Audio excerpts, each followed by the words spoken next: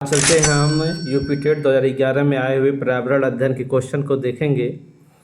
पहला क्वेश्चन है, लवण जो जल का अवशोषण करता है कहलाता है हाइग्रोस्कोपिक लवण, एनहाइड्रस लवण, हाइड्रोफिलिक लवण, हाइड्रोफोबिक लवण। तो इसमें ऑप्शन नंबर ए सही है। ये क्या है? हाइग्रोस्कोपिक लवण। हाइग्रोस्कोपी लवण जो क्या करता है, वायुमंडल से नमी को अवशोषित करता है। एनहाइड्रस लवण क्या है? एनहाइड्रस लवण जो होता है ये जल को क्या करता है, अवशोषित नहीं करता है। ठीक है, ये जल रहित लवण होता है, बिना जल के।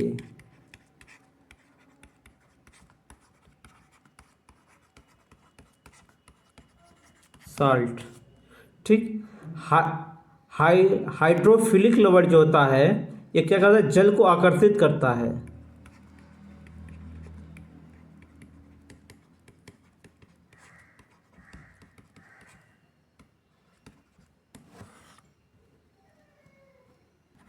ठीक। हाइड्रोफोबिक लवण जो होता है ये जल को क्या करता है, आकर्षित ना ही घुलता है। ठीक है। पारिस्थितिकी तंत्र में प्राकृतिक अधिवासों का संरक्षण तथा उनके प्रजातियों का जीवक्षम प्राकृतिक आवासों में संरक्षित किया जाता है।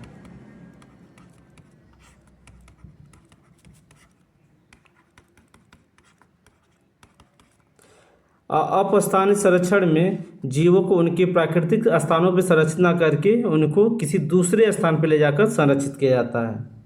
उनके अलग स्थान पर संरक्षित किया जाता है।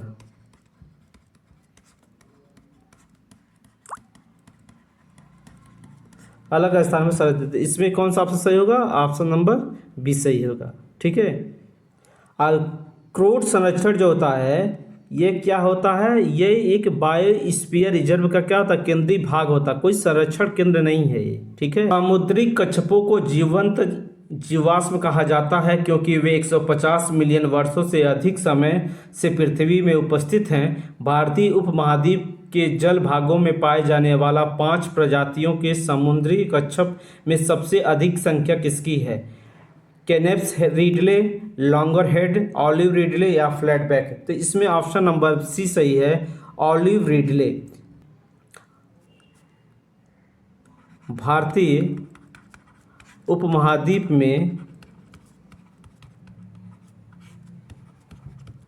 में सर्वाधिक संख्या में पाया जाता है।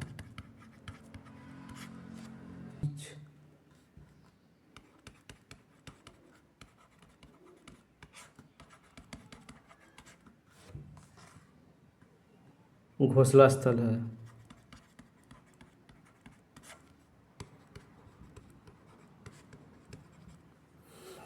ऑलिव रिडले जो है भारतीय उपमहाद्वीप में सर्वाधिक संख्या में पाया जाता है। ओडिशा का गहीरमाथा बीच विश्व का सबसे बड़ा घोंसला स्थल है। ठीक है। यहाँ पे है मैक्सिको की खाड़ी में। मैक्सिको की खाड़ी में। ठीक है, पाया जाता है। भारतीय समुद्र में इनकी संख्या क्या है, कम पाई जाती है। अफ्रीका में पाया जाता है। ये कहाँ पाया जाता है? ऑस्ट्रेलिया में पाया जाता है। एक क्वेश्चन नंबर 124, विश्व उष्मायन के लिए निम्न में से कौन सा एक कारक है? तो वाहनों से निकली गैसें, पेड़ पौधों से निकली गैसें, भट्टियों से निकली गर्म हवा या रसोई गैस। तो इसमें ऑप्शन नंबर ए है, वाहनों से निकली गैसें। ठीक है। ग्लोबल वार्मिंग के लिए सबसे ज़्यादा जिम्मेदार वाहनों से निकली गैसें हैं। ठीक है। पेड़ पौधों से निकली गैसें नहीं है, ये तो क्या नाम ऑक्सीजन देता है, कार्बन डाइऑक्साइड को क्या करता है, ग्रहण करता है। तो ये नहीं होगा। भट्टियों से निकली गर्म गैस से ये इसके कंपेयर में कम है, वाहनों से निकली। रसोई घर भी कम ही होगा, इसीलिए ऑप्शन नंबर ए सही है। अगला है, धातुमय प्रस्तर किसे कहा जाता है? विटामिन, बॉक्साइड, मेटालॉइड या आयस। तो धातुमय प्रस्तर किसे कहा जाता है? आयस कहा जाता है। ऑप्शन नंबर डी सही है। धातुमय प्रस्तर का मतलब है कि जिसमें धातु पाई जाए।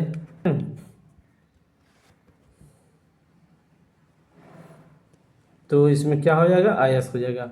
बिटुमिन क्या होता है? बिटुमिन निर्माण में क्या आता है? काम आता है। ये पेट्रोलियम का क्या होता है? भाग होता है। पेट्रोलियम का एक ठीक है।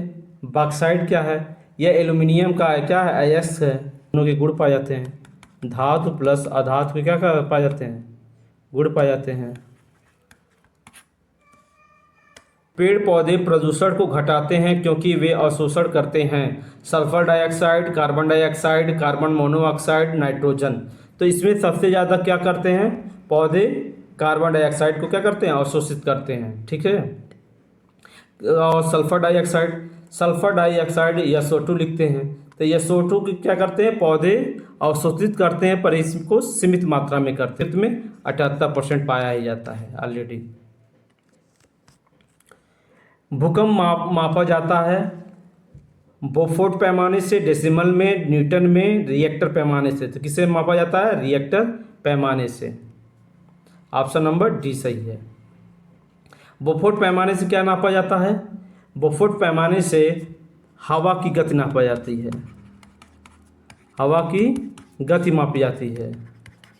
ठीक। डेसिबल से क्या नापा जाता है? ध्वनि नापा जाता है। और न्यूटन क्या है? ये बल का मात्रक है। ठीक।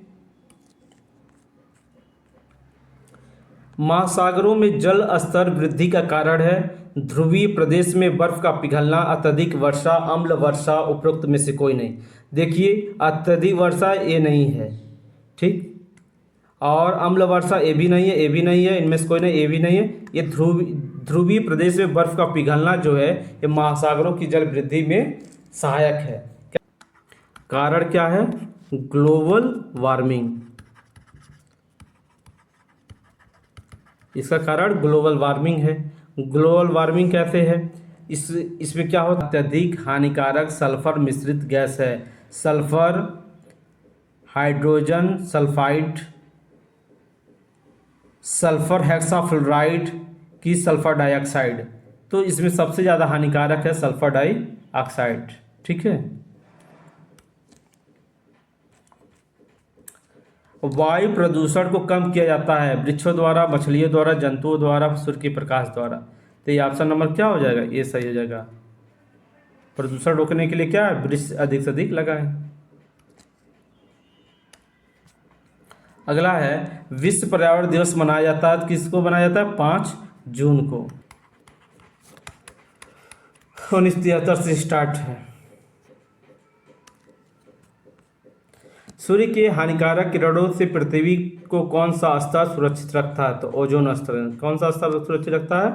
ऑप्शन नंबर बी, ओजोन स्तर।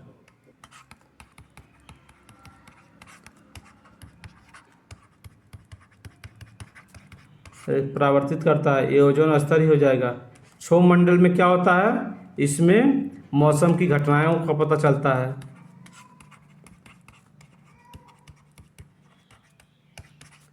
मौसम घटनाओं। चुंबक मंडल क्या है? इसमें क्या होता है? जगह के फ्लोरा और फैना सूचित करता है। पेड़ पौधे एवं जंतुओं को, मछलियों एवं पेड़ पौधों को, जंतुओं एवं मछलियों को, पेड़ पक्षियों एवं पेड़ पौधों को। तो इसको क्या कहते हैं? फ्लोरा और फैना किसको सूचित करते हैं? पेड़ पौधे और जंतुओं को। ऑप्शन नंबर ए को कहते हैं। फ्लोरा मत देवी और फैना। पारिस्थितिक तंत्र का उदाहरण है वायु, तालाब, जल, मृदा। तो इसमें क्या हो जाएगा? ऑप्शन नंबर बी, तालाब है। ठीक है। पारिस्थितिक तंत्र क्या होता है? पारिस्थितिक तंत्र वह तंत्र है जिसमें जीवित प्राणी और निर्जीव घटक दोनों मिले हों। जीवित प्राणी प्लस निर्जीव घटक है, जहाँ दोनों पाए जाएं वही होगा। तो वायु में नहीं पाया जाएगा, तालाब में अधिक मात्रा पाया जाएगा। तो ये क्या होगा? ऑप्शन नंबर बी सही हो जाएगा। कौन जीवी कारक नहीं है? पेड़ पौधे, जंतु, सूक्ष्मजीव, प्रस्तर। प्रस्तर माने होता है पत्थर। प्रस्तर में क्या होता है? पत्थर। तो ऑप्शन नंबर डी। जीवी कारक, जीवी में जिसमें जीवन पाया जाए। तो पेड़ पौधे में जीवन है, जंतु में जीवन है, सूक्ष्मजीव में जीवन है, प्रस्तर में जीवन नहीं है। तो ऑप्शन नंबर डी, प्रस्तर माने पत्थर। अधिकतर पेड़ पौधे पाए जाते हैं स्थल मंडल में, जल मंडल में, वायुमंडल में, प्रकाश मंडल में। तो सबसे अधिक पेड़ पौधे कहाँ पाए जाते हैं? स्थल मंडल में पाए जाते हैं। ठीक है, जल मंडल में पाए जाते हैं पर स्थल मंडल से कम पाए जाते हैं। वायुमंडल में नहीं पाए जाते हैं, इसमें भी नहीं पाए जाते हैं। अन्य दो पर निर्वाह करने वाले प्राणी को कहते हैं पैरासाइट, डिकम्पोजर, स्कैवेंजर, ओमनीवोर। तो इसको क्या कहते हैं? स्कैवेंजर कहते हैं। Option number D. स्कैवेंजर मतलब होता है मृत जंतुओं का मांस खाने वाले। मृत जंतुओं का मांस खाने वाले जीवों को कहते हैं। इसमें क्या आता है? इसमें आता है गिद्ध। ठीक, गिद्ध आता है जिसे वल्चर कहते हैं। और चींटी आती है, ये भी है, चींटी भी है, गिद्ध, चींटी, केकड़ा है। ठीक है, केकड़ा है। तो इसे क्या कहते हैं? प्रकृति का सफाई कर्मी भी बोलते हैं। प्रकृति का सफाई कर्मी भी बोला जाता है। प्रकृति का सफाई कर्मी भी बोला जाता है। ये बीमारियों को फैलने से क्या करते हैं? रोकते हैं। बीमारियों को फैलने से रोकते भी हैं। ये पर्यावरण को क्या करते हैं? स्वच्छ रखते हैं। ठीक है, पैरासाइट क्या काम करते हैं? पैरासाइट का भी काम निर्भर होते हैं दूसरे जीवित प्राणी पर क्या होते हैं? निर्भर होते हैं। जैसे क्या हो गया? जू हो गया, अमरबेल हो गया।